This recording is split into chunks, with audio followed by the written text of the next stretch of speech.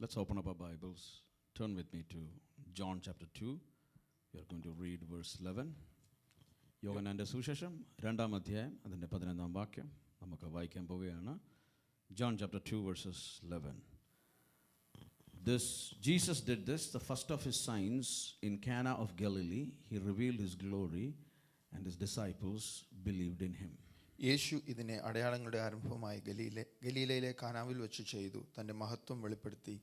യേശുവിൻ്റെ ശിഷ്യന്മാർ യേശുവിൽ വിശ്വസിച്ചു.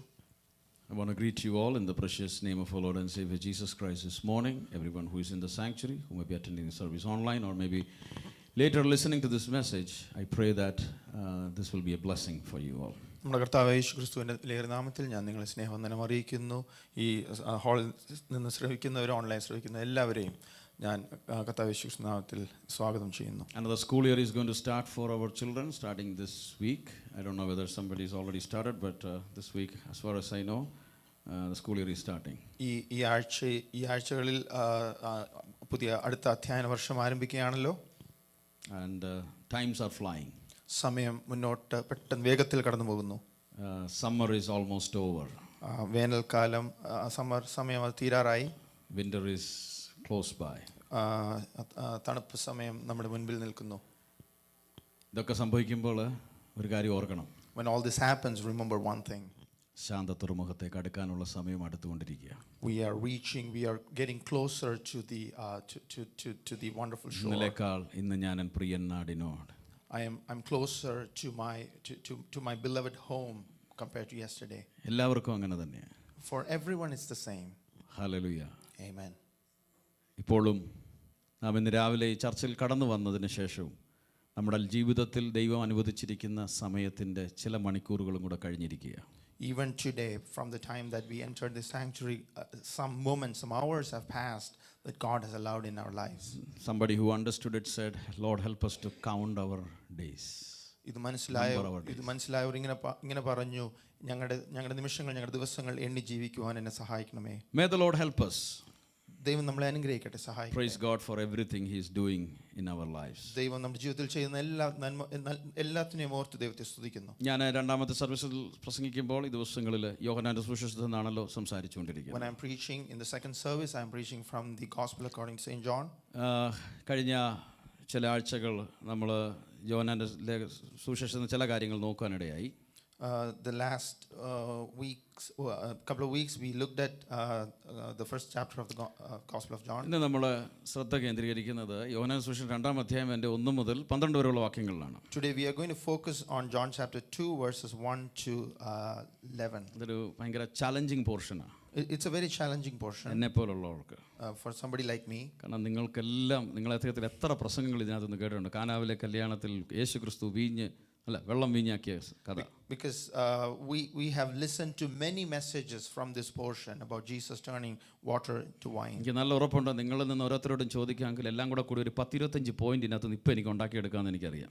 I know that if I ask each and every one of you, I can make like maybe about 25 points out of this portion. അപ്പോൾ ഇത്രയും പോയിന്റുകൾ ഉണ്ടാക്കാൻ പറ്റുന്ന ആൾക്കാരുടെ മുമ്പിൽ എന്തെങ്കിലും പോയിന്റ് ഉണ്ടാക്കണമെങ്കിൽ പരിശുദ്ധാത്മാവ് ചെയ്യാതെ ഒന്നും നടക്കത്തില്ലല്ലോ. So if I am speaking to people who knows a lot about this portion, unless Holy Spirit moves, there is we won't receive anything more. അതുകൊണ്ട് നമുക്ക് പ്രാർത്ഥനയോടെ ദൈവസന്നിധിയിലായിരിക്കാം. കർത്താവ് സംസാരിക്കുവാൻ ആഗ്രഹിക്കുന്ന കാര്യങ്ങൾ ഇടപെടാൻ ആഗ്രഹിക്കുന്നത് കർത്താവ് ചെയ്യട്ടെ. Let us be in a prayerful attitude that our Lord will speak to us from this portion.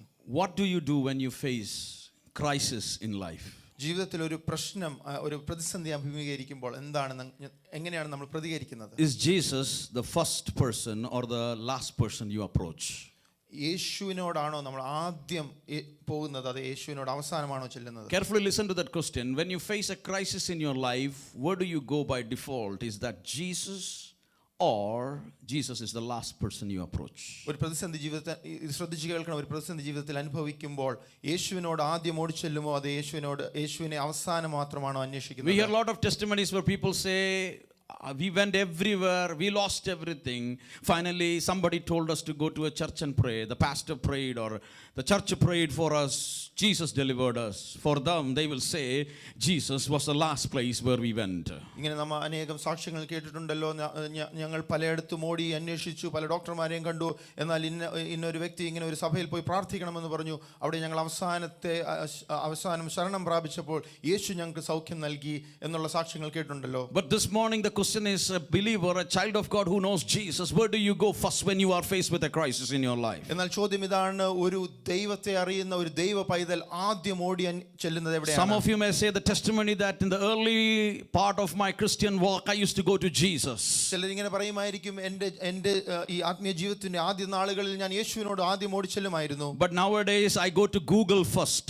എന്നാൽ ഈ കാലഘട്ടത്തിൽ ഞാൻ ഗൂഗിളിനെയാണ് ആദ്യം Or I ആശ്രയിക്കുന്നത്. go to YouTube first. അല്ലെങ്കിൽ ഞാൻ യൂട്യൂബിൽ നോക്കും. I go to my friends first. എൻ്റെ സുഹൃത്തുക്കളോട് ഞാൻ ചോദിക്കും. When I have lost all the sources where I can go, I go to Jesus now. അതെല്ലാം അന്വേഷിച്ച് അവിടെ വഴിമുട്ടുമ്പോൾ മാത്രമേ ഞാൻ യേശുവിന്റെ അടുക്കൽ That's a reflection of our ongoing standing relationship with Jesus.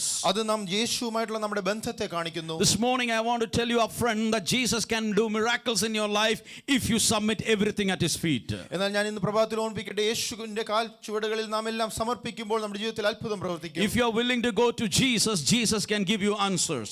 യേശുവിന്റെ അടുക്കൽ നാം പോകുമ്പോൾ യേശു നമുക്ക് മറുപടികൾ നൽകും. The reason why he can give answers because there is no one who can be compared to his knowledge. യേശുവിനൊപ്പം അറിവ് നമുക്ക് താരതമ്യം ചെയ്യാൻ മറ്റാരെയും സാധിക്കുകയില്ല. Because Jesus can heal because he is our healer. യേശുവിനെ സൗഖ്യമാക്കുവാൻ കഴിയും. സൗഖ്യദായകനാണ് നമ്മുടെ യേശു. He is the one who can deliver you from any problems you may be facing in your life. നമ്മുടെ ജീവിതത്തിൽ ഏത് പ്രശ്നത്തിൽ നിന്നും നമ്മെ വിടുവിക്കുവാൻ പ്രാപ്തനായ നമ്മുടെ യേശു. There is nothing where you will get stuck if you go to Jesus. യേശുവിന്റെ അടുക്കൽ നാം പോയാൽ ഒരു വിഷയത്തിനും നാം വഴിമുട്ടി പോവുകയില്ല. People can say no, but my Jesus, it is all possible through him. മനുഷ്യന് പറ്റില്ല എന്ന് പറയുമായിരിക്കും, എന്നാൽ യേശുവിന്റെ മുൻപാകെ യേശുവിന് ഇല്ല എന്നൊരു മറുപടിയില്ല. Billy Graham said something like this: God who made the rules that govern the universe. Billy Graham ഇങ്ങനെ ഒരു വാചകം പറയുവാനോട് ഇടയായി. ഈ പ്രപഞ്ചത്തെ സൃഷ്ടിച്ചവനായ ദൈവം also has the authority to set them aside. അതിനെ മാറ്റിവെക്കുവാനും നമ്മുടെ ദൈവത്തിന് അധികാരമുണ്ട്. And on occasions he has. ദൈവം അത് ചെയ്തിട്ടുമുണ്ട്. If it was necessary to serve his purposes. ദൈവത്തിന്റെ പദ്ധതികൾ അത് നിറവേറണമെങ്കിൽ അത് അങ്ങനെ ദൈവം ചെയ്തിട്ടുണ്ട്. Remember, listen carefully and understand what does it say. ആ പറഞ്ഞത് എന്താണെന്ന് ശ്രദ്ധിച്ച് കേൾക്കണം. God made rules to govern this universe. ഈ പ്രപഞ്ചത്തിന് വേണ്ടി പ്രപഞ്ചത്തിന്റെ നിയമങ്ങൾ ദൈവം കൽപ്പിച്ചാക്കി. And he is the one who set all the authorities in place. അതിനെല്ലാത്തിനും അധികാരങ്ങൾ ആക്കി വെച്ചിരിക്കുന്നത് ദൈവമാണ്. But he has authority over everything. എന്നാൽ അതിനെല്ലാത്തിനും മുകളിൽ ദൈവത്തിന് അധികാരമുണ്ട്. And he can set some things apart for some time. അതിലെ ചിലതിനെ മാറ്റിവെക്കുവാൻ ദൈവത്തിന് സാധിക്കും. If it is necessary to serve his purpose. ദൈവത്തിന്റെ പദ്ധതിക്ക് വേണ്ടിയാണെങ്കിൽ. That is what a miracle or supernatural work is all about. അതാണ് ഒരു അത്ഭുതം, ഒരു ദൈവത്തിന്റെ ഒരു അടയാളം. When God works something against the natural flow or the natural rule of things. സാധാരണയ്ക്ക് വിരുദ്ധമായി പ്രകൃതിക്ക് വിരുദ്ധമായി ഒരു കാര്യം ദൈവം ചെയ്യുമ്പോൾ.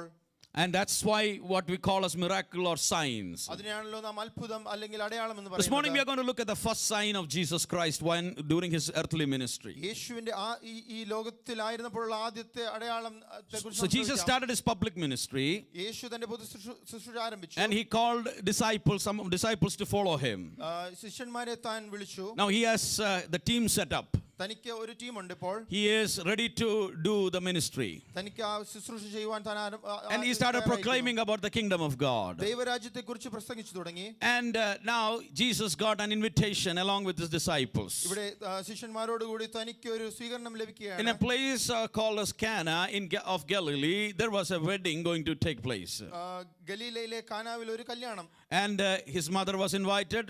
യേശുവിന്റെ മാതാവ് അവിടെ ഉണ്ടായിരുന്നു. Jesus was invited. യേശുവിനെ വിളിച്ചിരുന്നു. And his disciples were also invited. ശിഷ്യന്മാരെയും ക്ഷണിച്ചിരുന്നു.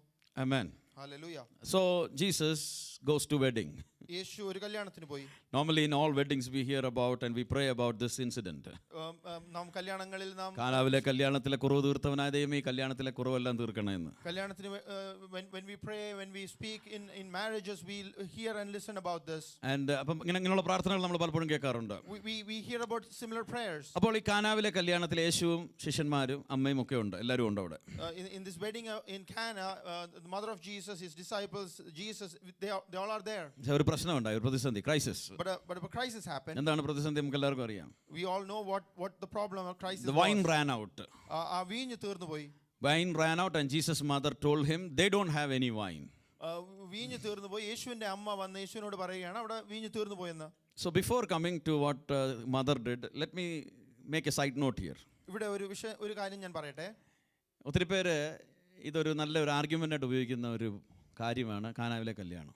Many people use this as an argument. ഒരിക്കലും ഒരു പാസ്റ്റർ ഒരു വ്യക്തിയോട് പറഞ്ഞു, സഹോദര കള്ളു കുടിക്കല്ലെന്ന് പറഞ്ഞു.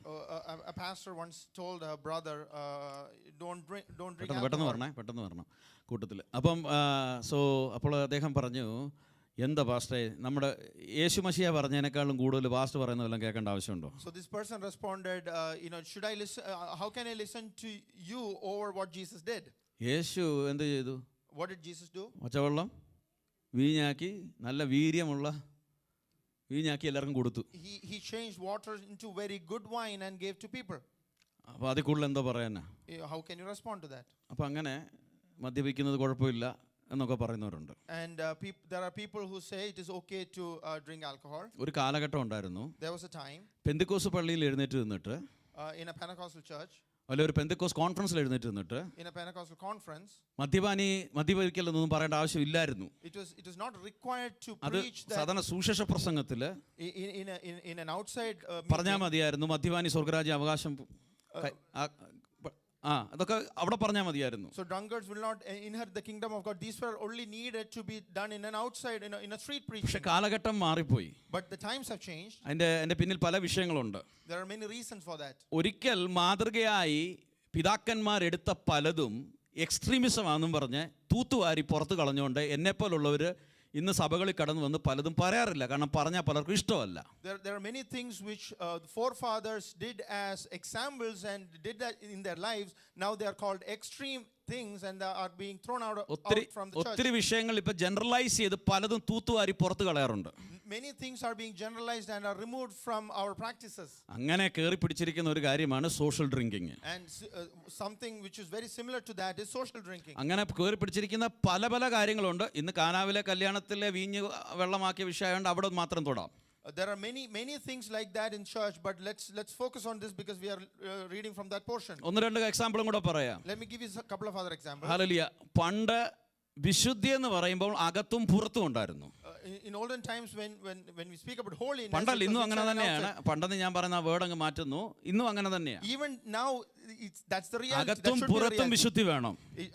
Holiness should be inside and outside. അകത്തെ വിശുദ്ധി എന്ന് പറഞ്ഞാൽ എന്താണ്? What's the holiness എന്റെ inside? ചിന്തയിലും എന്റെ രഹസ്യ ജീവിതത്തിലും എന്റെ പ്രവൃത്തിയിലും എല്ലാം വിശുദ്ധിയുടെ ആവശ്യമുണ്ട്. In my thoughts, in my private life, in everything that I do, it should be holy. പരസ്യ ജീവിതത്തിലും എനിക്ക് വിശുദ്ധി ആവശ്യമുണ്ട്. It's needed even in my public life. അപ്പൊ ചിലരുടെ മനസ്സിലൊരു ഐഡിയ കയറി. Some people had this idea. പുറത്തെ വിശുദ്ധിയുണ്ട്, അകത്തില്ലാത്തത് കൊണ്ട് പുറത്തും വേണ്ട. If there is no holiness inside, then you can live with not a holy life outside. പുറത്ത് വിശുദ്ധി പറയുന്നവരുടെ ഏതാണ്ടൊക്കെ തെറ്റ് കാണിച്ചത് കൊണ്ട് അവരതിനെ എല്ലാം കൂടെ അടിച്ചൊതുക്കി എല്ലാം കൂടെ എന്താ പറയുന്നത് അറിയാമോ? പുറത്തെ വിശുദ്ധിക്ക് വലിയ വിഷയമൊന്നുമില്ല, അകത്തെ വിശുദ്ധിക്ക് വിഷയമുള്ളെന്ന്. Some people they are showing the examples of some people who are just showing holiness outside, and now they are saying it is okay to live a common life. ചിലരുടെ മനസ്സിലൊരു ചിന്ത കയറി, അവരങ്ങ് വിദ്വാൻമാരായി പോയി, പഠിച്ചു പോയി, പണ്ടത്തെ ആൾക്കാരെല്ലാം പൊട്ടന്മാരാണെന്നുള്ള ഒരു ചിന്ത അവരുടെ അകത്ത് കയറി. And some people have this attitude that they are very scholarly and the people our forefathers did not. പച്ചയ്ക്ക് പറയാം, അതുകൊണ്ട് ഇന്ന് ദൈവസഭകൾക്കകത്ത് പരിസംഗം വ്യഭിചാരങ്ങള് കേറി പിടിക്കുന്നു. കാരണം വിശുദ്ധി അകത്തും പുറത്തും ഒരുപോലെ പരിപാലിച്ച് സൂക്ഷിക്കുവാൻ ദൈവജനം ശ്രദ്ധിക്കുന്നില്ല. Let me tell this to you very plainly. These are happening now in church. Immorality and wickedness are inside church, and people are not leading a holy life. ഒരു പുരുഷൻ സ്ത്രീയോട് എങ്ങനെ പെരുമാറണം, ഒരു സ്ത്രീയും ഒരു പുരുഷനും അതിനെപ്പറ്റിയുള്ള ക്ലിയർ ഗൈഡൻസ് ബൈബിളിൽ രേഖപ്പെടുത്തിയിട്ടുണ്ട്. The scriptures have taught us, are teaching us how a man should behave to a woman, how a woman should behave to a woman, and man to man. അതിനുള്ള ബൗണ്ടറീസ് ബൈബിളിൽ correct ആയിട്ട് set ചെയ്ത് വെച്ചിട്ടുണ്ട്. The Bible has given us the limits, the boundaries for each and everything. അതിനെ ലംഘിച്ചാൽ നീ കുഴിയിൽ ചാടുമെന്നുള്ളതിന് സംശയമൊന്നുമില്ല. പിന്നെ ദൈവത്തെയോ വേറെ ആരും കുറ്റം പറഞ്ഞിട്ട് കാര്യമില്ല. സൂക്ഷിക്കേണ്ട സമയത്ത് സൂക്ഷിച്ചോണം. If we cross that boundary, then remember that you are going to fall into a trap, and we should be very careful in our lives. ആരും പ്രയാസപ്പെടരുത്. പണ്ടൊരു കാലമുണ്ടായിരുന്നു, സഹോദര സഹോദരി എന്ന് വിളിക്കുക മാത്രമല്ല, സഹോദരനെ സഹോദരിയെ കാണേണ്ട പോലെ കാണുന്ന ഒരു കാലഘട്ടം ഉണ്ടായിരുന്നു. There was a time when it was not just calling a brother and sister. It was you acted like it was your brother and sister. ഇന്നത്തെ കാലം പോയിട്ട് എടാ പോടാ എടി ഒക്കെ ആയി. In today's time, it has been a very disrespectful age.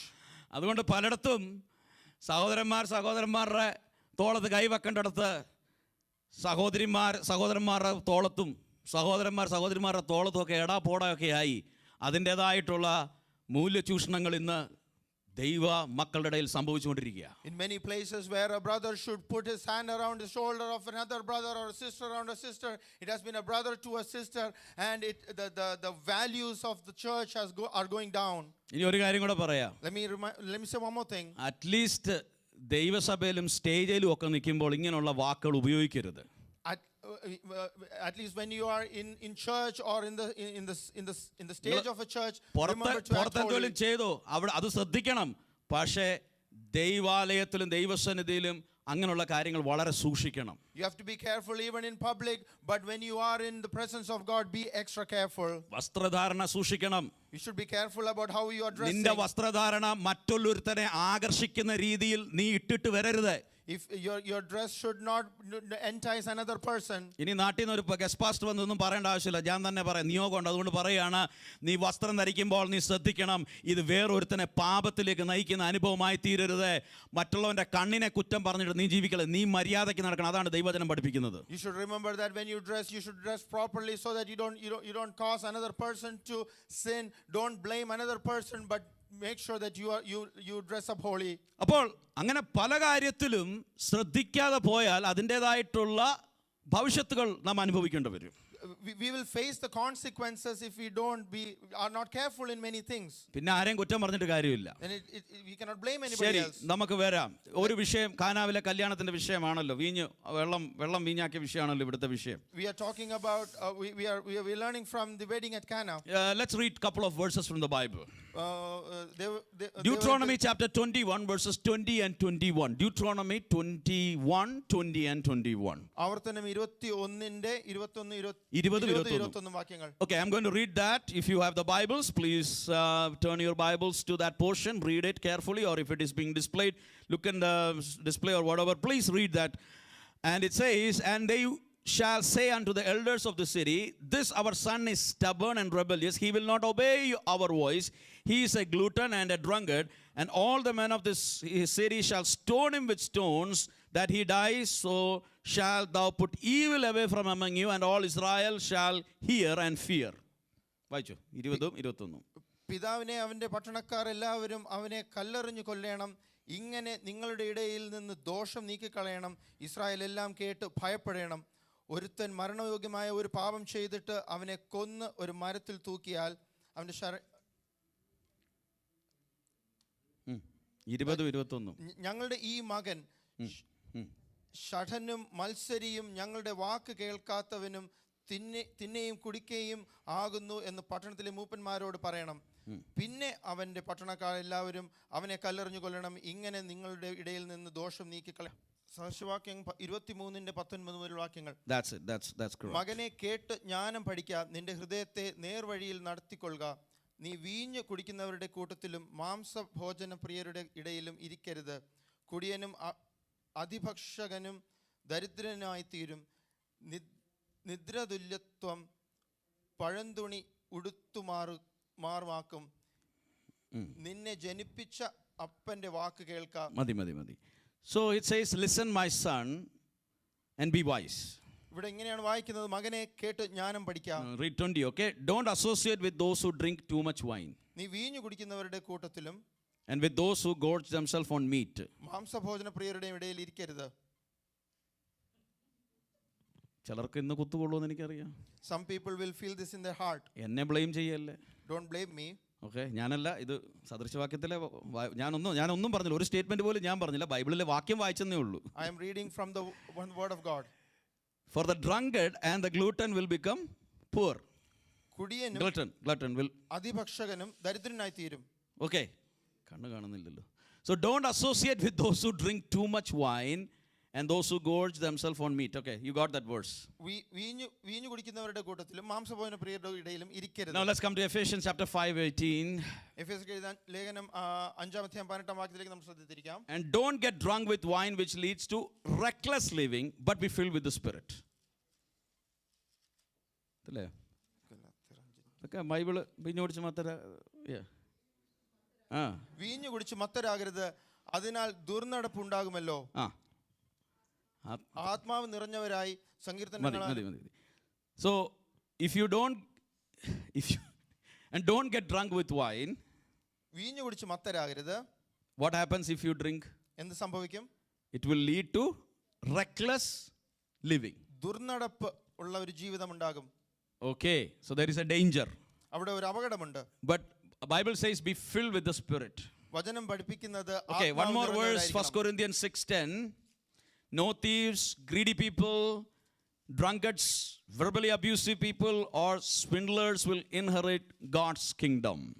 1 Corinthians 10 വാക്യം.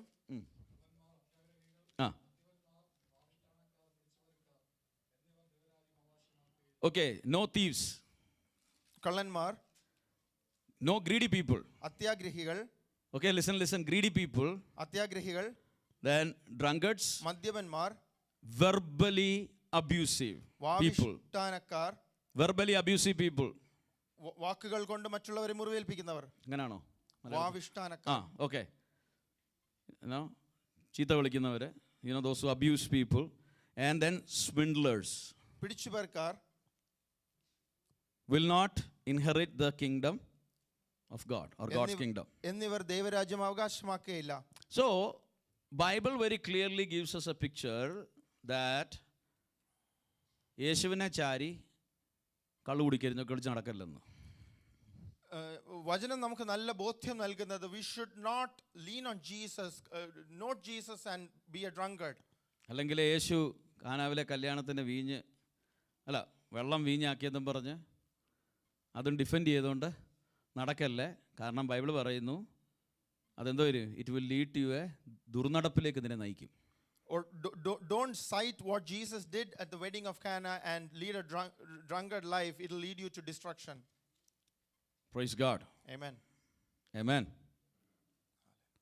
So with that, let me move forward. നമുക്ക് അത് മനസ്സിലാക്കിയിട്ട് മുന്നോട്ട് കടക്കാം. So Jesus was invited to this wedding. യേശുവിനെ ഈ കല്യാണത്തിന് ക്ഷണിച്ചിരുന്നു. And Jesus went there along with his disciples. യേശുവും തന്റെ ശിഷ്യന്മാരും അവിടെ പോയി. So crisis came. അവിടെ ഒരു പ്രതിസന്ധി ഉണ്ടായി. According to the custom of that place, അവിടുത്തെ രീതികൾ വെച്ച് wine was an important thing during the wedding. ഒരു വിവാഹത്തിന് വളരെ പ്രധാനമുള്ള ഒരു സംഭവമായിരുന്നു. I'm not going to get into the details of there are different ways people have said. I am sure you have heard initially they bring good wine and then when everybody is drunk they will bring bad one. There are many things. I'm not going to get there today. അതിലോട്ട് കൂടുതൽ ആഴത്തിൽ ഞാൻ കടക്കുന്നില്ല. നല്ല വീഞ്ഞ് ആദ്യം കൊടുത്തിട്ട് പിന്നെ അത്ര മികവില്ലാത്ത വീഞ്ഞ് കൊടുക്കുമെന്നൊക്കെ നാം കേട്ടിട്ടുണ്ടല്ലോ. Anyway, this household, this function is experiencing a crisis. എന്ത് വന്നാലും ഈ കുടുംബക്കാർ, ഈ വീട്ടുകാർ ഒരു പ്രശ്നം, ഒരു പ്രതിസന്ധി അഭിമുഖീകരിക്കുകയാണ്. One of the important thing, wine ran out. ആ വിവാഹത്തിലെ ഏറ്റവും പ്രധാനപ്പെട്ട കാര്യങ്ങളിൽ ഒരു വിഷയമായ വീഞ്ഞ് തീർന്നുപോയി. നമുക്ക് സാധാരണ ഈ തീർന്നു പോകുന്നത് നമുക്ക് ഇഷ്ടമല്ല. We don't like when things. അതുകൊണ്ടാണ് നമ്മുടെ ഇവിടെ എന്തെങ്കിലും ഒരു പരിപാടി നടക്കുമ്പോൾ ഫുഡ് ഉണ്ടെങ്കിൽ കൂടുതൽ ഓർഡർ ചെയ്യും, അവസാനം എല്ലാം കൂടെ പാക്ക് ചെയ്തുകൊണ്ട് വീട്ടിൽ പോകുന്ന കാണാം. That's why when we do some functions or when we order food, we order more. നമ്മൾ ആരെങ്കിലും വീട്ടിൽ വിളിച്ചാൽ When we call home, നമ്മൾ എന്ത് ചെയ്യും? ആക്ച്വലി കൂടുതൽ ഉണ്ടാക്കും. when we invite somebody to home, we make more. കാരണം ഒരിക്കലും കുറഞ്ഞു പോകുന്നത് നമുക്ക് ഇഷ്ടമല്ല. We don't like anything to be less. അത് വളരെ നാണം കെട്ട ഇടപാടാണ്. Because it's embarrassing. നമ്മൾ എപ്പോഴും അങ്ങനെ കരുതുന്നവരാണ്. We always make sure that we don't run out. എൻ്റെ ചിന്ത, ഇവരും കാൽക്കുലേഷനൊക്കെ ചെയ്ത് കാണും. My understanding is these people also thought similarly. ഇത്രയും ആവശ്യമുണ്ട്. They needed this much. പക്ഷെ അവരുടെ കണക്കെല്ലാം തെറ്റിപ്പോയി. But their calculations went wrong. അവരുടെ കണക്ക് തെറ്റി വീഞ്ഞു തീർന്നു പോയി. And they ran out of wine. നമ്മുടെയൊക്കെ ജീവിതത്തിൽ എത്ര പ്രാവശ്യം കണക്കൂട്ടൽ തെറ്റാറുണ്ട്? How many times do we go wrong in our calculations? കണക്ക് തെറ്റിയവർ ആരെങ്കിലും ഉണ്ടോ ഇവിടെ? Are there anyone who got wrong in their lives? നമ്മളെല്ലാം ഇരുന്ന് കുത്തിപ്പിടിച്ച് എല്ലാം നല്ല കാൽക്കുലേഷൻ ചെയ്യും, പക്ഷേ ചിലപ്പോൾ നമ്മുടെ കണക്കുകളിൽ തെറ്റിപ്പോവും. We plan very hard and we calculate how things should be, but it'll go wrong. Okay, ഞാൻ അത്രയും പറഞ്ഞതിൻ്റെ ബാക്കിൽ ഒരു സമാധാനത്തിൻ്റെ വാക്ക് ഇപ്പോൾ പറയാൻ പോവാം. Let me give you a word of assurance. നിങ്ങളുടെ ഏത് കാൽക്കുലേഷൻ തെറ്റിപ്പോയാലും യേശു ഉണ്ടെങ്കിൽ അതിനൊരു പരിഹാരം വരുത്തുവാൻ അവൻ ശക്തനാണ്. Whatever you plan, and even if everything goes wrong in your calculation, if you have Jesus by your side, then he will make sure everything is ഒരുപക്ഷേ നീ right. വലിയ പ്രതീക്ഷയോടെ ആയിരിക്കാം ഈ രാജ്യത്ത് വന്നത്. Maybe you came to this country with a lot of expectations. ഒരുപക്ഷേ നീ വിവാഹം കഴിച്ചത് വലിയ പ്രതീക്ഷയോടെ ആയിരിക്കും. Maybe you got married with a lot of expectations. കുഞ്ഞുങ്ങൾ ഉണ്ടായപ്പോൾ നീ വളരെ പ്രതീക്ഷയോടെ. When you had children, you had a lot of അവർ വളർന്നു expectations. വന്നപ്പോൾ നിനക്ക് വലിയ പ്രതീക്ഷകൾ ഉണ്ടായിരുന്നു. When they grow older, you had expectations. നിനക്ക് നിന്റെ ജീവിതത്തെ പറ്റി തന്നെ വലിയ പ്രതീക്ഷകളും കണക്കൂട്ടലും ഉണ്ടായിരുന്നു. About your life itself, you had a lot of expectations. എന്നാൽ ഇന്ന് നിന്റെ ജീവിതത്തിൽ ശൂന്യതയാണ് നീ കാണുന്നെങ്കിൽ, But if in front of you, if you are seeing darkness, എല്ലാ കണക്കൂട്ടലും തെറ്റിപ്പോയെന്ന് നിനക്ക് തോന്നുന്നെങ്കിൽ, if you feel that all your calculations have gone wrong, ചിന്തിച്ചതുപോലെ പ്രതീക്ഷിച്ചതുപോലെ കാര്യങ്ങളൊന്നും മുമ്പോട്ട് പോയില്ലെന്ന് നിനക്ക് തോന്നുന്നെങ്കിൽ, if you feel that how you planned, how you thought, it's not going forward like that. യേശു നിന്റെ ഭവനത്തിലുണ്ടെങ്കിൽ, If you have Jesus in your house, യേശു നിന്റെ പടകിൽ കയറിയിട്ടുണ്ടെങ്കിൽ, if Jesus is in your boat, hallelujah, നീ അധൈര്യപ്പെട്ടു പോകരുത്. you should not be discouraged. അവന്റെ അടുക്കൽ പോയി നിന്റെ വിഷയം പ്രസന്റ് ചെയ്താൽ അവൻ നിന്റെ പ്രതിസന്ധിയെ മാറ്റി ഒരു അത്ഭുതം നിനക്ക് വേണ്ടി ചെയ്യുവാൻ ശക്തനാണ്. If you present your crisis in his feet to him, he will make sure that everything is taken care നിന്റെ of. സകല കണക്കുകളും തെറ്റിയാലും All your calculations അവന്റെ may go wrong. സാന്നിധ്യമുണ്ടെങ്കിൽ, If you have his presence, നിനക്ക് വേണ്ടി ഒരു അത്ഭുതം ചെയ്യുവാൻ എൻ്റെ ദൈവം ശക്തനാണ്. our God is mighty to do a miracle in your life. ചില ജീവിതങ്ങളിലെ ചില വിഷയങ്ങൾ വിവരിച്ചുകൊണ്ട് പരിശുദ്ധാത്മാവ് ഇന്ന് രാവിലെ സംസാരിക്കുന്ന ദൂത് ഏറ്റെടുക്കുന്നവരുടെ മേൽ ദൈവത്തിന്റെ വിടുതൽ ഇന്ന് പകൽ Holy വ്യാപരിക്കട്ടെ. Spirit is speaking directly to some people who needs this message. അപ്പോൾ ഇവിടെ യേശുവിന്റെ മാതാവ് അമ്മ മേരി ശിവൻ യേശുവിന്റെ അടുക്കൽ ചെന്ന് പറഞ്ഞു. എന്താ യേശുവിന്റെ അടുക്കൽ ചെന്ന് പറഞ്ഞത്? So Mary, the mother of Jesus, is going and telling this to Jesus. എന്താ പറഞ്ഞത്? വായിച്ചേ. They don't have any wine. They don't have any wine. അവർക്ക് വീഞ്ഞില്ല എന്ന് പറഞ്ഞു. And what was the response of Jesus? യേശുവിന്റെ മറുപടി എന്താണ്? What has this concern of yours to do with me, woman? സ്ത്രീയെ എനിക്കും നിനക്കും തമ്മിൽ എന്ത്? I actually like how it says. It says, what has this concern of yours to do with me, woman? എന്ന് പറഞ്ഞാൽ നിന്റെ ഈ പ്രശ്നവും ഞാനുമായിട്ട് എന്താ ബന്ധം? Right? You know, why does it concern me? യേശുവിന്റെ മറുപടി ഇതാണ്, സ്ത്രീയെ എനിക്കും നിനക്കും തമ്മിൽ എന്ത്? നിന്റെ പ്രശ്നവുമായിട്ട് എനിക്ക് എന്ത് കാര്യം? Why should I bother about this? ഞാൻ ഇതിനെക്കുറിച്ച് ചിന്തിക്കേണ്ട ആവശ്യമില്ല. I am a guest here. ഞാൻ ഇവിടെ ഒരു അതിഥിയാണ്. If they ran out of wine, that's their problem and your problem, not my problem. അവർക്ക് വീഞ്ഞു തീർന്നു പോയെങ്കിൽ അത് അവരുടെ പ്രശ്നമാണ്, നിങ്ങളുടെ പ്രശ്നമാണെങ്കിൽ നിങ്ങളുടെയും പ്രശ്നമാണ്. Then Jesus adds one more statement over there. എന്നിട്ട് യേശു അതിന്റെ കൂടെ ഒരു കാര്യം, My hour has not yet come. എന്റെ നാഴിക ഇതുവരെ വന്നിട്ടില്ല. My time is not yet come. എന്റെ നാഴിക ഇതുവരെ വന്നിട്ടില്ല. See, you have to understand, this was an opportunity or a time to manifest the supernatural activity of Jesus Christ. ഇത് യേശുക്രിസ്തുവിന്റെ ദൈവികമായ ആ ശക്തി, അധികാരം കാണിക്കുവാനുള്ള ഒരു അവസരമായിരുന്നു. But truthful to his statement, he did not make a very public announcement of this, what happened over there too. എന്നാൽ അവിടെ എന്ത് സംഭവിക്കുന്നു എന്നുള്ളതിനെ യേശു കൊട്ടിഘോഷിച്ചില്ല. And he revealed his glory to his disciples. തന്റെ ശിഷ്യന്മാരോട് തന്റെ മഹത്വം വെളിപ്പെടുത്തി. And they believed in him. ശിഷ്യന്മാർ വിശ്വസിച്ചു. But he did not proclaim it publicly. എന്നാൽ അത് പൊതുവായി യേശുക്രിസ്തു അതിനെ വിളിച്ചു പറഞ്ഞില്ല. Let me move forward and tell you something, then I will come back. It was not like Jesus says to the servants, okay, take the wine. ഇത് യേശു ഇങ്ങനെയല്ല ചെയ്ത്. യേശു ശിഷ്യന്മാരെ അവിടെ ശുശ്രൂഷക്കാരെ വിളിച്ചിട്ട് എടുക്കുക. And Jesus goes along with them. യേശു അവരുടെ കൂടെ പോയിട്ട്, And Jesus did not ask them to tell everybody, this is the water which has been turned to wine, and he did it. ആ പുതിയ വീഞ്ഞ് വിളമ്പി എല്ലാവരോടും യേശുവാണ് ചെയ്തതെന്ന് അവിടെ പാടി നടക്കുകയല്ല ചെയ്തത്. And he did not say a word. അതിനെക്കുറിച്ച് യേശു ഒരു വാക്ക് പോലും How പറഞ്ഞില്ല. Jesus approached this is very different than normally a human will approach something like this. ഒരു സാധാരണ ഒരു മനുഷ്യൻ ഇതിനെ എങ്ങനെ ചെയ്യുമായിരുന്നു എന്നുള്ളത് വളരെ വ്യത്യസ്തമായാണ് യേശു അതിനെ പ്രതികരിച്ചത്. So Jesus starts with a very cold response saying, this is not my concern at all. യേശു വളരെ യേശു പറഞ്ഞത് ഇത് എന്റെ വിഷയമല്ല എന്ന് പറഞ്ഞു തുടങ്ങി. And he says, but my hour has also not come. യേശു പറഞ്ഞു എന്റെ നാഴിക ഇതുവരെ വന്നിട്ടില്ല എന്ന് പറഞ്ഞു. But Mary goes to the servants and said, do whatever he tells you. എന്നാൽ യേശുവിന്റെ അമ്മ ശുശ്രൂഷക്കാരോട് പറഞ്ഞത്, യേശു നിങ്ങളോട് എന്ത് പറഞ്ഞാലും അത് ചെയ്യുക. Do whatever he tells you. അവിടുന്ന് എന്ത് പറഞ്ഞാലും ചെയ്യുക. Now, in order to experience a miracle in your life, ഒരു അത്ഭുതം നമ്മുടെ ജീവിതത്തിൽ നടക്കണമെങ്കിൽ it is very important to do what he tells you. വളരെ പ്രധാനമാണ് യേശു എന്ത് നമ്മളോട് ചെയ്യുവാൻ പറഞ്ഞോ അത് ചെയ്യണമെന്നുള്ളത്. We have come to a time where we are happy with hearing what he has to say. യേശു എന്ത് പറയുവാൻ ആഗ്രഹിക്കുന്നത് കേൾക്കാൻ നമുക്ക് നല്ല താല്പര്യമുണ്ട്. But we are not willing to do what he tells us. നമ്മോട് പറയുന്നത് ചെയ്യുവാൻ നമുക്ക് സാധിക്കുന്നില്ല.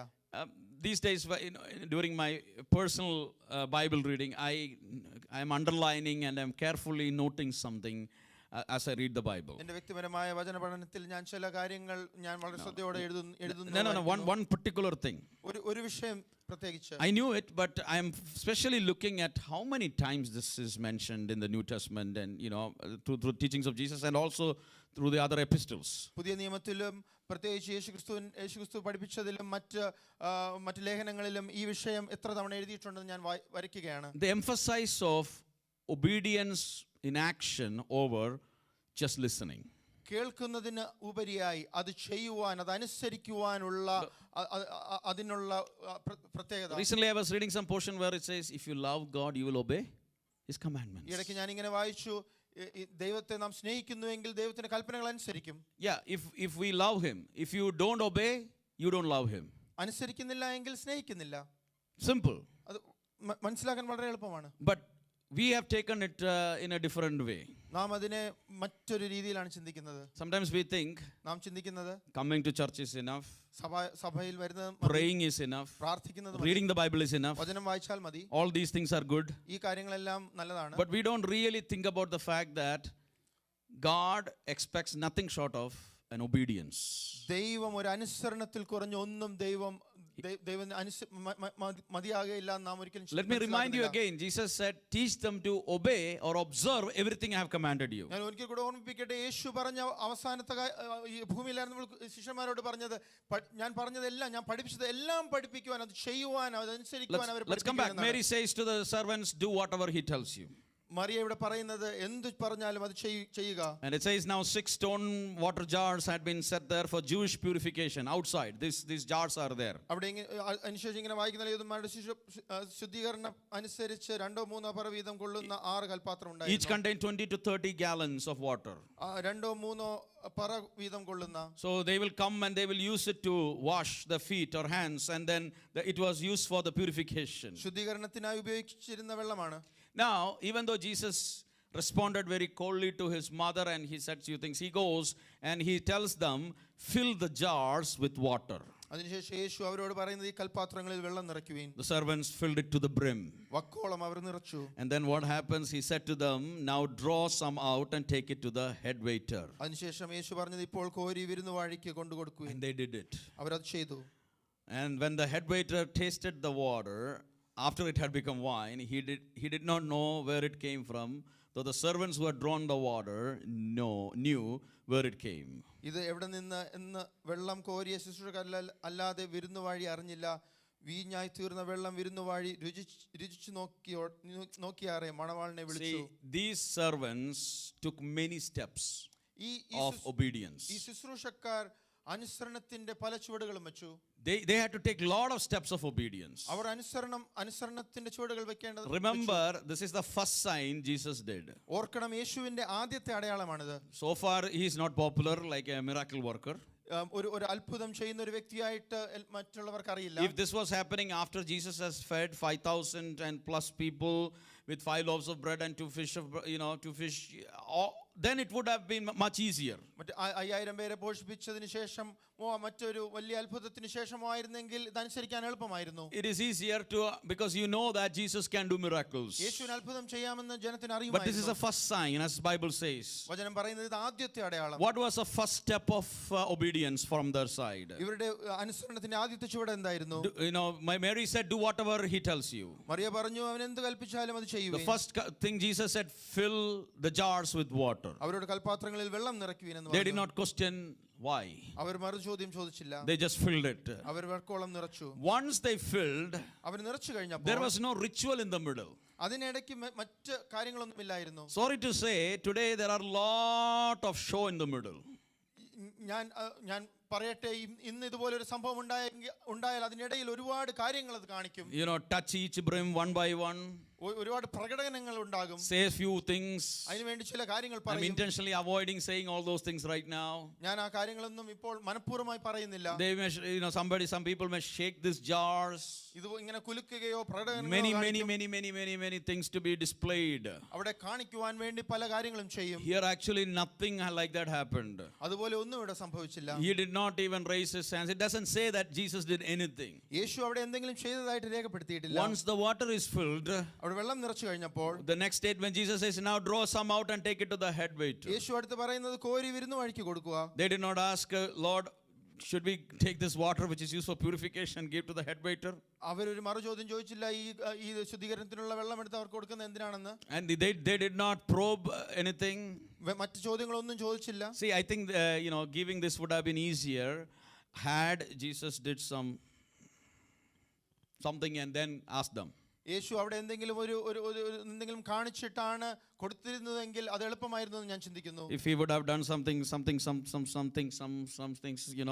and then he would have said something and then asked them, it would have been easier for them to obey. എന്തെങ്കിലും ഒരു പ്രകടനം കാണിച്ചിട്ട് അവർക്ക് കാണുവാൻ വേണ്ടി എന്തെങ്കിലും കാണിച്ചിട്ട് ഇതുകൊണ്ട് കൊടുക്കാൻ പറഞ്ഞിരുന്നെങ്കിൽ എളുപ്പമായിരുന്നു എന്ന് ഞാൻ ചിന്തിക്കുന്നു. It simply says, Jesus said, now draw some water and take it to the head Yeshu waiter. ആകെ പറയുന്നത് ഇതെടുത്ത് ഇത് കൊടുക്കുക എന്ന് മാത്രം. And they did.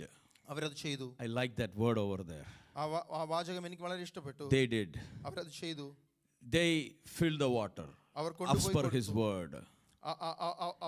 യേശു പറഞ്ഞതുപോലെ അവർ വെള്ളം നിറച്ചു. They took it as per what he said. യേശു പറഞ്ഞതുപോലെ തന്നെ അവർ ചെയ്തു. What happened? Miracle happened. എന്ത് സംഭവിച്ചു? ഒരു അത്ഭുതം അവിടെ സംഭവിച്ചു. Water turned into wine. വെള്ളം വീഞ്ഞായി. No other gimmicks. അതിനിടയ്ക്ക് മറ്റ് പ്രകടനമൊന്നുമില്ല. No other show. മറ്റ് കാണിക്കുവാനൊന്നുമില്ല. In order for Jesus to work, you don't need any show there. യേശുവിന് പ്രവർത്തിക്കുവാൻ വേണ്ടി അവിടെ ഒരു പ്രകടനത്തിന്റെ ആവശ്യമില്ല. What you need primary is simple obedience. ഏറ്റവും പ്രധാനമായി ആവശ്യമുള്ളത് ലളിതമായി അനുസരിക്കുക Do എന്നതാണ്. what he says. യേശു എന്ത് പറഞ്ഞാലും അത് ചെയ്യുക. Do what he said. യേശു പറഞ്ഞത് ചെയ്യുക. Do whatever he may tell you. യേശു എന്ത് പറഞ്ഞാലും അത് ചെയ്യുക. Without you realizing, a miracle may have already happened. നാം മനസ്സിലാക്കുന്നതിന് മുൻപ് തന്നെ ഒരു അത്ഭുതം നടന്നിട്ടുണ്ടാകും. ഒന്നും കൂടെ പറയാ, നിങ്ങൾ ചോദ്യം ചെയ്യേണ്ട കാര്യമില്ല.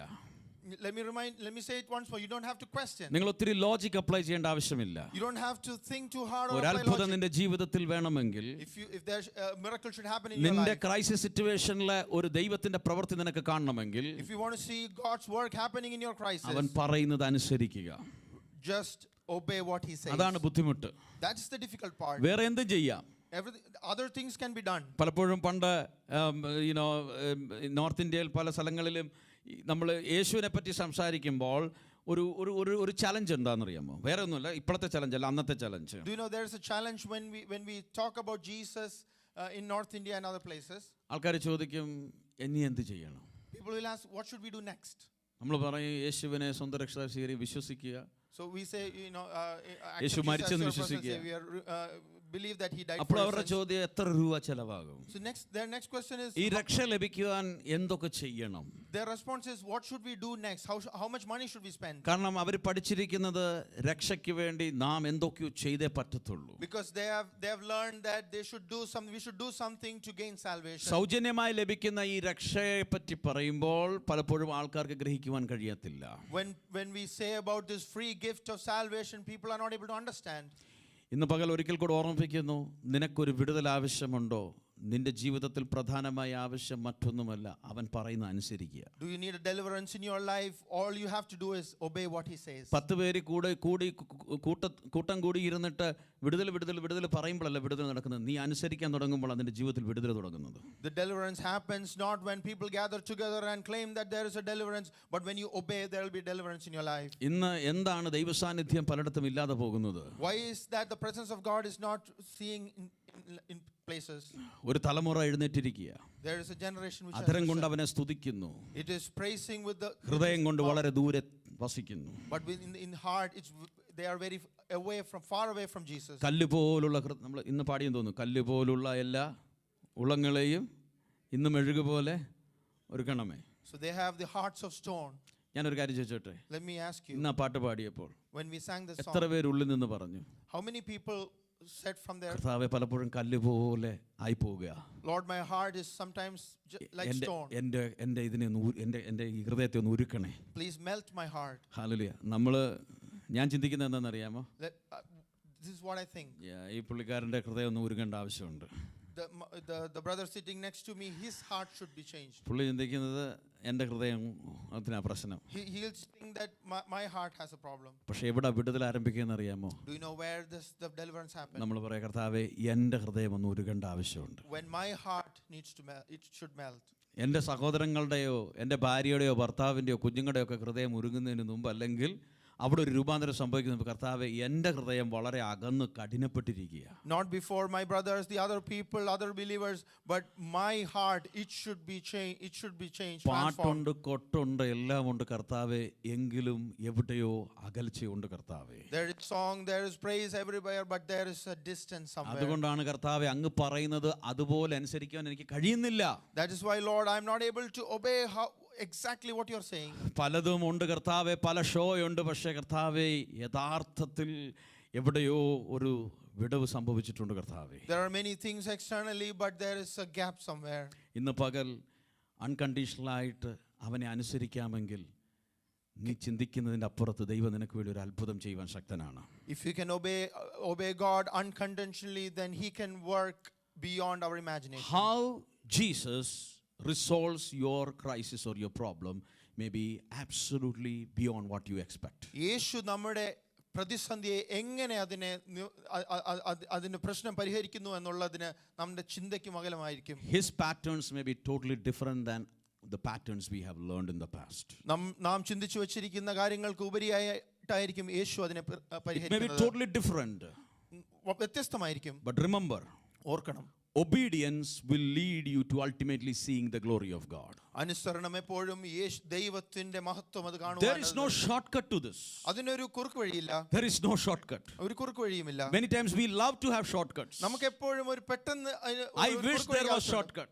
ഇതിനൊരു കുറുക്ക് വഴി ഉണ്ടായിരുന്നു. The more I read and study the word of God, ഞാൻ വചനം കൂടുതൽ പഠിക്കുമ്പോൾ and more coming to this conclusion, ഈ കാര്യം ഞാൻ കൂടുതൽ the മനസ്സിലാക്കുന്നു. only shortcut is complete surrender and obedience at his feet. ഒരു കുറുക്ക് വഴിയുമില്ല, ദൈവത്തിന്റെ കാൽ കീഴിൽ സമർപ്പിക്കുക മാത്രമേ. അതുകൂടാതെ എന്തെങ്കിലും ഉടായ്പ ചെയ്താലും whatever you do otherwise, ശരിയാകാൻ പോകുന്നില്ല. it will not go in a good manner. Do what he says. എന്ത് പറഞ്ഞാലും അതനുസരിക്കണം. Do whatever he tells you. എന്ത് പറഞ്ഞാലും അനുസരിക്കുക. I'm going to read few phrases again. Do whatever he tells you. എന്ത് ചെയ്താലും അനുസരിക്കുക. So they filled to the brim. വക്കോളം നിറച്ചു. And they did it. അതുപോലെ തന്നെ ചെയ്തു. They took it. അതെടുത്തു. And they knew. അത് അവർക്കറിയാമായിരുന്നു Who did it? ആര് ചെയ്തു എന്ന്. But they knew. അവർക്കറിയാമായിരുന്നു Who did it? ആര് ചെയ്തു എന്ന്. They knew it. അവർക്കറിയാമായിരുന്നു. Only the people who are obedient will know. അനുസരിച്ചവർക്ക് മാത്രം മനസ്സിലാകുന്നത്. Only when you obey one step, Jesus will tell you the next step. ആദ്യത്തെ പടി അനുസരിക്കുമ്പോൾ മാത്രമേ അടുത്ത പടി യേശു പറഞ്ഞു തരികയുള്ളൂ. First step is to fill. ആദ്യത്തെ പടി അത് വക്കോളം നിറയ്ക്കുക എന്നുള്ളത്. Next step is to take it out. രണ്ടാമത്തെ അതിൽ നിന്ന് കോരുവാൻ. But lot of times we are waiting just because we want to take the wine or to take that water ആദ്യമേ തന്നെ ആ വെള്ളം എടുത്ത് വീഞ്ഞാകുവാൻ വേണ്ടി നാം കാത്തിരിക്കുന്നു. കാരണം അവിടെ നമ്മുടെ ഫോട്ടോ ഒക്കെ പോസ്റ്റർ വരത്തുള്ളൂ. Because only then the world will see us. വെള്ളം നിറയ്ക്കുന്നൊന്നും ആരും കാണത്തില്ല. Nobody will know that who filled the water. ഇതങ്ങോട്ട് വെള്ളം അങ്ങോട്ട് കൊണ്ട് കൊടുത്തിട്ട് അപ്പം ഇത് വീഞ്ഞായൊക്കെ പറയുമ്പോൾ തന്നെ അപ്പോഴാണ് ലൈം ലൈറ്റ് ഉണ്ടാകുന്നത്. People will see only when you see that the water has turned into wine. Don't chase after limelights. Go after simple obedience. ഈ ലോകത്തിന്റെ കണ്ണുകളുടെ പിന്നാലെ ഓടാതെ ദൈവത്തിന്റെ അനുസരിക്കുവാൻ ശ്രമിക്കുക. At the right time he will lift you up. തക്ക സമയത്ത് ദൈവം നമ്മെ ഉയർത്തും. Don't go after limelights. ഈ ലോകത്തിന്റെ വെളിച്ചത്തിന് പിന്നാലെ പോകരുത്. Pursue obedience in the sight of Jesus.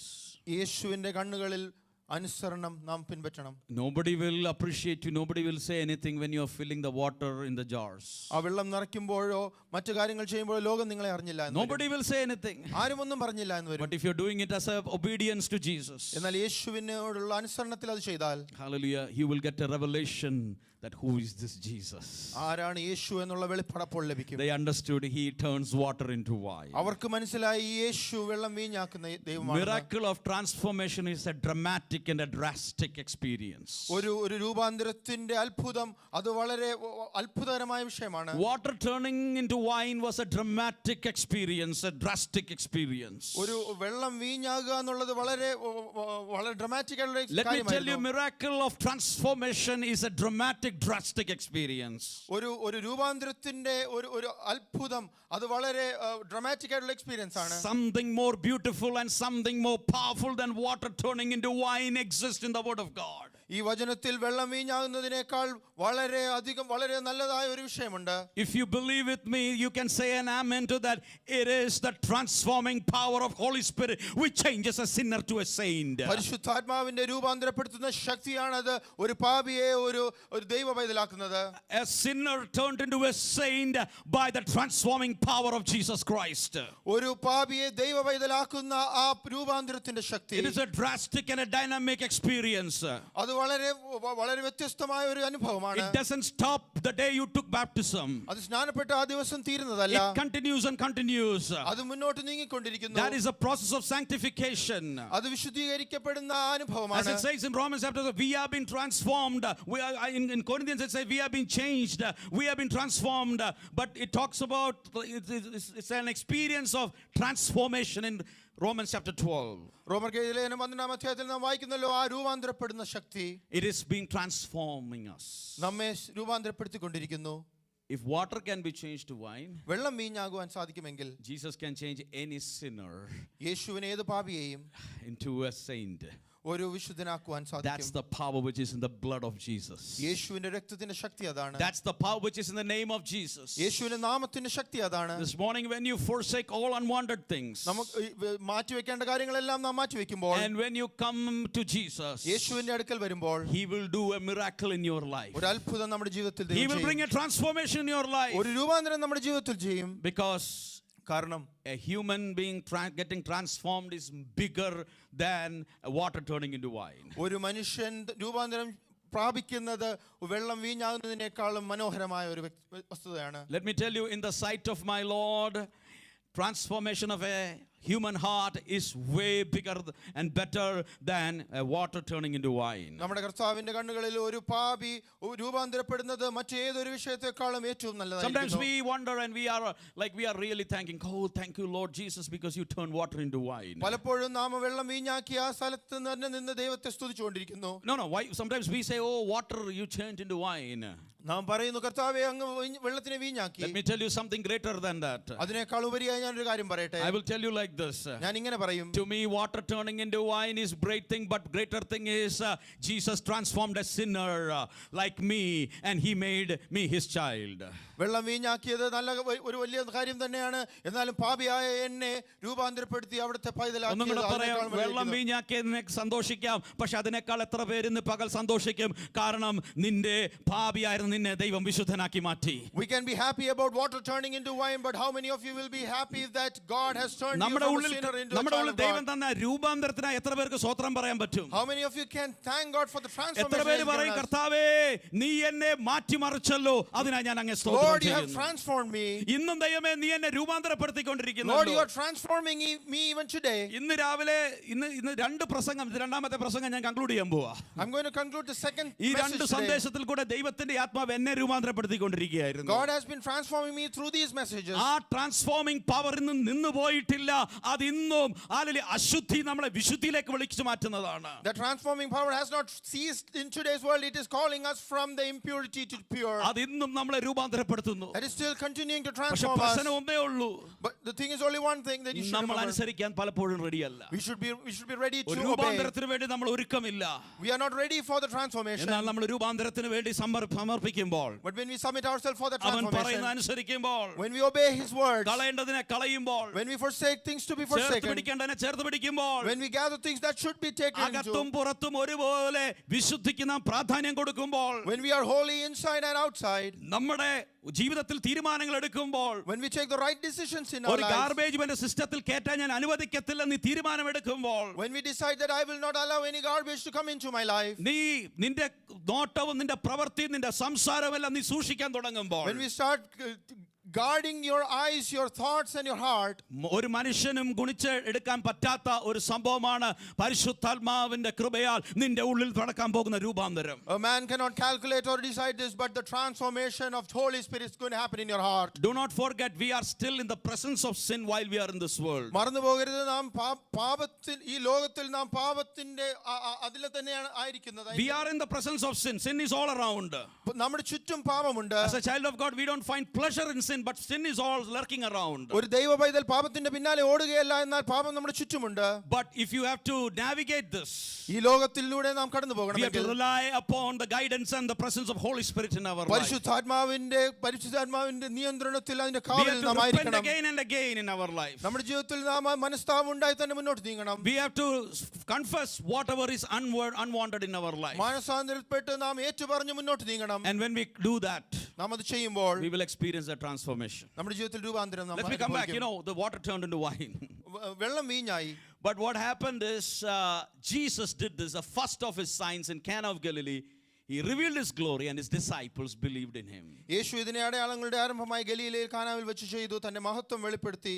യേശുവിന്റെ ശിഷ്യന്മാർ യേശുവിൽ വിശ്വസിച്ചു. In summary, let me tell you, we see the compassion of Jesus in this portion. ചുരുക്കത്തിൽ ഞാൻ പറയട്ടെ, യേശുവിന്റെ കമ്പാഷൻ നാം അവിടെ His കാണുന്നു. willingness to help യേശു സഹായിക്കുവാനുള്ള യേശുവിന്റെ in the മനസ്സ്. times of need and crisis. ഒരു പ്രതിസന്ധി വരുമ്പോൾ, ആവശ്യം വരുമ്പോൾ. We see the servant's willingness to obey the command of the master. അവിടെ ശുശ്രൂഷക്കാരെ യേശു പറഞ്ഞതിനെ അനുസരിക്കുവാനുള്ള മനസ്സ്. We see the transformation which happens over there. അവിടെ കാണുന്ന ആ രൂപാന്തരം നാം അവിടെ. Finally, we also see that he turns the sorrow to joy.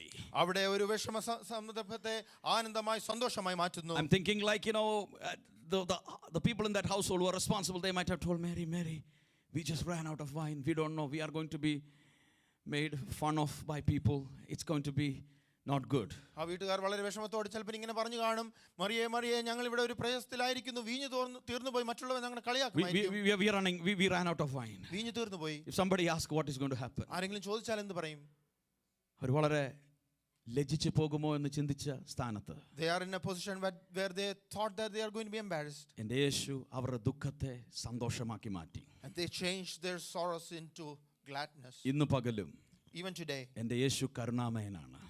my Lord is a merciful God. വിളിച്ചപേക്ഷിക്കുന്നവർക്ക് അവൻ ഉത്തരമരുളുന്നവനാണ്. അവരെ സഹായിക്കാൻ അവർ അടുക്കൽ അല്ലെങ്കിൽ അരികിൽ കടന്നു വരുന്നവൻ. He is the one who responds to the one who calls upon his name. പക്ഷേ ആ സെർവൻസിനെ പോലെ അവനെ അനുസരിക്കുവാൻ ഒരു താല്പര്യം, ഒരു സമർപ്പണം നമ്മുടെ അകത്തുണ്ടോ? We should have the desire to follow, to obey, just like the servants there. അങ്ങനെ ചെയ്താൽ ഒരു വലിയ രൂപാന്തരം, നമ്മൾ കാണാത്തൊരു ട്രാൻസ്ഫോർമേഷൻ നമ്മൾ കാണാൻ പോകുകയാണ്. If we do that, if we are willing to do that, there will be a transformation that we cannot imagine. ഒരിക്കൽ കൂടെ പറയുന്നു, എൻ്റെ യേശു ദുഃഖങ്ങളെ മാറ്റി സന്തോഷം ഉടുപ്പിക്കാൻ ശക്തനായ ദൈവമാണ്.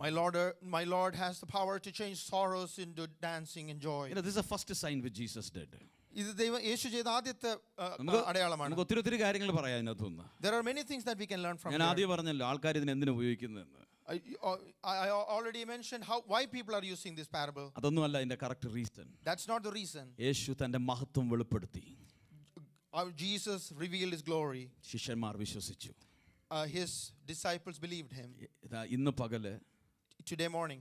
നമ്മൾ അൺകണ്ടീഷണലായിട്ട് അവനെ അനുസരിച്ചാൽ, When we obey him unconditionally, നിന്റെ ജീവിതത്തിൽ തൻ്റെ മഹത്വം വെളിപ്പെടുത്തുവാൻ എൻ്റെ ദൈവം ശക്തനായ ദൈവമാണ്. my Lord is able to reveal, manifest his glory in our lives. ചിലപ്പോൾ കർത്താവ് പറയുന്നത് നമ്മുടെ ബുദ്ധിക്ക് നിരക്കാത്തതായിരിക്കാം. Sometimes ഫൂളിഷ്നസ് ഒന്നും പറയത്തില്ല, പക്ഷെ ചിലപ്പം നമ്മുടെ ചിന്തയ്ക്കപ്പുറത്തായിരിക്കാം. Sometimes what God asks us to obey, to do, are sometimes illogical in our eyes. ഒരു കാര്യം കൂടെ കട്ട് ചെയ്യട്ടെ. ചിലർ ചിന്തിക്കാറുണ്ട് യേശു സംസാരിച്ചാൽ എപ്പോഴും എന്തുവാ ഇല്ലോജിക്കലും അൺവാണ്ടഡ് തിങ്സും ആയിരിക്കും.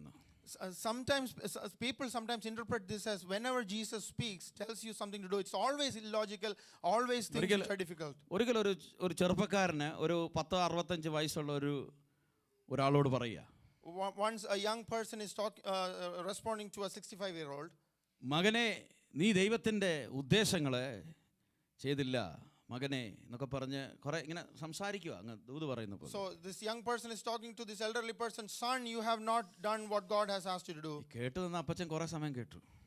This elderly person, he listened to it for some time. അപ്പോൾ പറഞ്ഞ അവസാനം പറഞ്ഞു, എടാ നീ വള്ളി നിക്കറിട്ട കാലം മുതൽ എനിക്ക് നിന്നെ അറിയാവുന്ന. And then he responded saying, I know you from the time when you were very young. എന്ന് പറഞ്ഞാൽ ചിലർ വിചാരിക്കുന്നത് കർത്താവ് സംസാരിക്കുകയൊക്കെ ചെയ്യുന്നത് നോർമലായിട്ടുള്ള രീതിയിലൊന്നും അല്ലെന്ന്.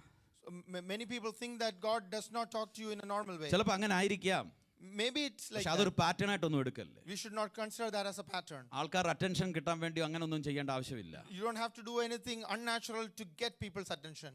പക്ഷേ നമ്മൾ നിഷ്കളങ്കതയോടെ അവൻ പറയുന്ന അനുസരിച്ചാൽ, when we listen to him with a sincere heart, അവൻ നമ്മുടെ ജീവിതത്തിലും അത്ഭുതം ചെയ്യുവാൻ ഇന്ന് ശക്തനാണ്. Even today he is able to do mighty works. ഒരു നിമിഷം നമ്മുടെ കണ്ണുകളെ അടയ്ക്കാം. Let's close our eyes. Instruments വായിക്കുന്നവർ മുമ്പോട്ട് കടന്നു വരിക. Continue. Let the people who continue. Yeah. Those who play the instruments can come forward. ഒരു നിമിഷം കേട്ട വചനത്തിന് മുമ്പായി നമ്മളെ തന്നെ ഒന്ന് സമർപ്പിക്കാം. Let us submit ourselves in the before the words that we listened. അനുസരണത്തിന്റെ വിഷയത്തിൽ എന്തുമാത്രം നമ്മൾ ശ്രദ്ധ വെക്കുന്നുണ്ട്. How careful are we in the matter of obedience? നമ്മുടെ ഹൃദയം ഇന്ന് എവിടാണ്? Where is our heart? നമ്മുടെ ക്രൈസിസിനെ കൊണ്ട് നമ്മൾ എവിടോട്ട് ആദ്യമേ പോകുന്നത്? Where are we going? Where is the first place that we look Yeshu for when in നിന്റെ crisis? പ്രതിസന്ധിയുടെ മധ്യത്തിലുണ്ടോ? Is Jesus in the midst of നീ your crisis? യേശുവിനെ നിന്റെ പ്രതിസന്ധിയിലേക്ക് വിളിച്ചിട്ടുണ്ടോ? Is Jesus invited into your crisis? നീ നിന്റെ പ്രതിസന്ധിയുടെ മധ്യത്തിൽ കർത്താവിനെ ഇൻവൈറ്റ് ചെയ്തിട്ടുണ്ടോ? Have you invited Jesus into your അവൻ എന്ത് crisis? പറഞ്ഞാലും അതുപോലെ ചെയ്യുവാനുള്ള ഒരു സമർപ്പണം നമ്മുടെ ജീവിതത്തിലുണ്ട്. Do you have the submission? Are you submitted to obey whatever God ഗുണന tells us? ന്യായങ്ങൾ പറഞ്ഞ് ജീവിതശൈലി മാറ്റാതെ കർത്താവിന്റെ വചനത്തിന് മുമ്പായി സമ്പൂർണ്ണമായി സമർപ്പിക്കാനുള്ള ഒരു സമർപ്പണം നിന്റെ അകത്തുണ്ടോ? Do you have the desire to submit before the word of God without saying excuses? എനിക്കറിയാം ഇന്ന് ഞാൻ പറഞ്ഞ പല കാര്യങ്ങളില് Many things that I said today, ജീവിതത്തിൽ അതനുസരിച്ചൊരു പൊരുത്തമില്ലാത്തവര്, the people who are not aligned with those, വചനത്തിൽ നിന്ന് വായിച്ചതെങ്കിലും even though we read from the Bible, പല കാര്യങ്ങൾ വചനത്തിൽ നിന്നാണ് നാം കേട്ടതെങ്കിലും we heard from the word of God. എത്രയും പെട്ടെന്ന് ഇത് തീർന്നിട്ട് വീട്ടിൽ പോകാനുള്ള വേഗതയിൽ ഇരിക്കുന്നവർ ഒരു പക്ഷേ കണ്ടേക്കാം. There may be people who are waiting for this to finish so that they can നിങ്ങളുടെ go ഉള്ളിൽ home. പരിശുദ്ധാത്മാവ് പ്രവർത്തിക്കട്ടെ എന്നല്ലാതെ എനിക്ക് വേറെ ഒന്നും പ്രാർത്ഥിക്കാനില്ല. All I can say is let Holy Spirit work പക്ഷേ in ഈ your heart. വചനത്തിന്റെ മുമ്പാകെ But before this word, സമർപ്പിക്കുന്ന ആരെങ്കിലും ഉണ്ടെങ്കിൽ, if there is anybody who is submitting, ഒരു നിമിഷം നീ നിന്റെ ഹൃദയത്തിന്റെ അകത്തുനിന്ന് കർത്താവിനോടൊന്ന് വിളിച്ചു പറഞ്ഞാൽ, from the deep inside your heart, cry out to God. അത് നീ കർത്താവിനോടൊന്ന് പറഞ്ഞാൽ, If you say that to God, hallelujah, നിന്റെ ജീവിതത്തിൽ വലിയ ഒരു രൂപാന്തരം വരുത്തുവാൻ ദൈവം ശക്തനാണ്. our God is able to transform your life. നിന്റെ ജീവിതത്തെ പാടെ മാറ്റിമറിക്കാൻ ദൈവം ശക്തനാണ്. Our God is able to dramatically transform your life. പച്ചവെള്ളത്തെ വീഞ്ഞാക്കിയെങ്കിൽ, If He can change water to wine, എന്റെ യേശുവിന്റെ കൃപയാൽ നിന്റെ കൊടും പാപത്തെ അവൻ ശുദ്ധീകരിച്ച് നിന്നെ തന്റെ വിശുദ്ധ സന്നിധിയിൽ വരുത്തുവാൻ അല്ലെങ്കിൽ നിർത്തുവാൻ എന്റെ ദൈവം ശക്തനാണ്. by the power, by the grace of God, by the grace of Christ, He is able to change your sins. Even though it's red, He can change it to a holy person. ഒന്ന് സമർപ്പിച്ചാട്ടെ. Submit yourself. അല്ല, നിന്റെ ജീവിതത്തെ ദൈവകരങ്ങളിലേക്ക് ഏൽപ്പിക്കാൻ നീ നിനക്ക് ഒരുക്കമുണ്ടെങ്കിൽ, If you are able to submit your life to നിന്റെ Jesus, ജീവിതത്തിൽ ഒരു അത്ഭുതം ചെയ്യുവാൻ ദൈവം ശക്തനാണ്. our God is able to do mighty works in your life.